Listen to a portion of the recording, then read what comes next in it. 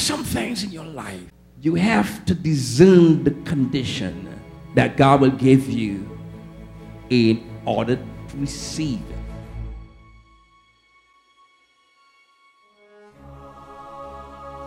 Some of the conditions or some of the things, the condition is simply you have to learn how to wait. As Christians, we have to have that, there's a word the Bible uses for it, and the word is importunity. And the word importunity is simply means you have to keep on keeping on. You can't give up. You can't break. And there's a promise on your life. You can't let people discourage you. You can't let what people say about you move you, because you'll have to deal with this all the time. There's always somebody watching you. The Bible says he entered the second time into the synagogue, and there was a man with a withered hand, and they watched him whether he will heal that man on the Sabbath day. They watched him.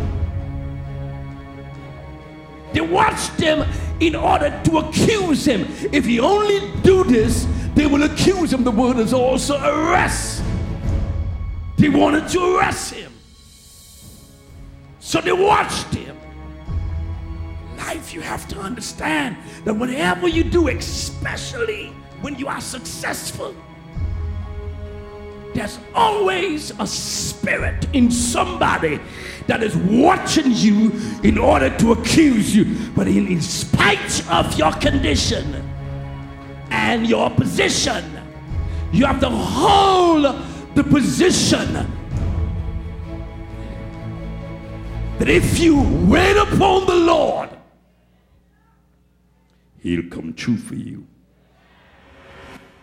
Your attacks is in the season of your waiting.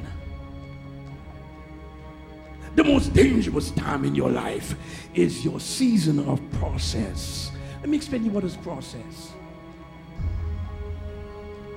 Process is the space between your sowing and your reaping. Process is the space between your sowing and your reaping. There's always a dangerous space in your life. That space is going to make you or it's going to break you. When you pass through that space, you will come out and become the person that God created you to be.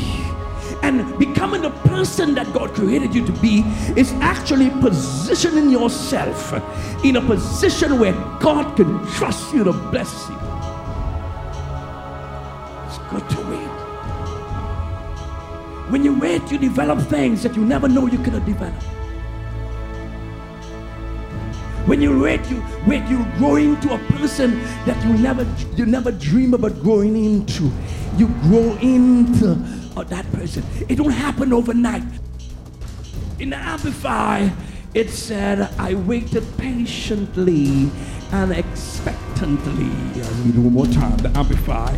He said, I waited patiently and expectantly for the Lord. While you're waiting, do not be a period of surrender. Do not be a period of discouragement or tiredness. You have to tell the difference between waiting and resting. You'll have to tell the difference between waiting and giving up.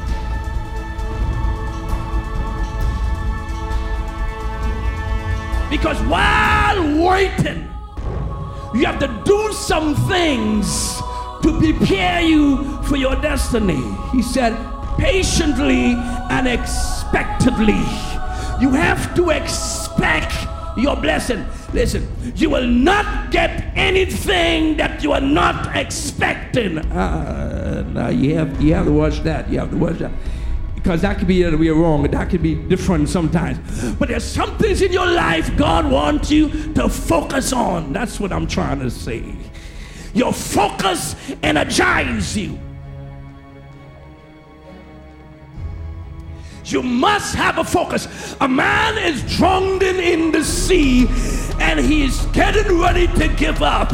He lifts up his head and see land. Hallelujah.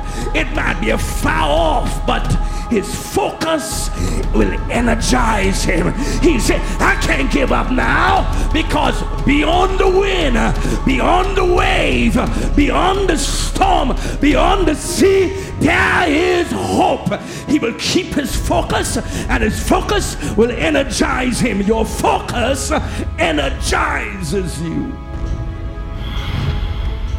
If your focus energizes you, then have a long focus. Stop singing one day at a time, sweet Jesus. Start singing 3 years at a time, 5 years at a time. Give yourself a mark. A mark to learn to trust God. A mark to buy your own car. Give yourself dates for your new houses. He told me to tell somebody, give yourself a date and be reasonable with the date. Don't let your faith look like foolishness. Be reasonable with the date. 12 months, 24 months. Tell yourself, within 24 months, I will be what I desire. I will move from this level into that level. I'm talking about waiting on the Lord patiently. You have to learn how to wait. Give yourself, there's some crazy Christians will give yourself 5 days and 7 days and 6 days. Be reasonable. Do not be stupid. Give yourself enough time.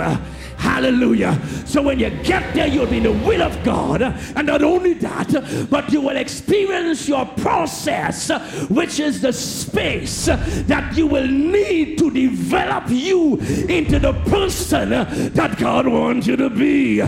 So when they see you driving a new car, they're going to say, how you doing with that new Benz, brother? And you're going to say, I got my new Benz, but I got my experience too.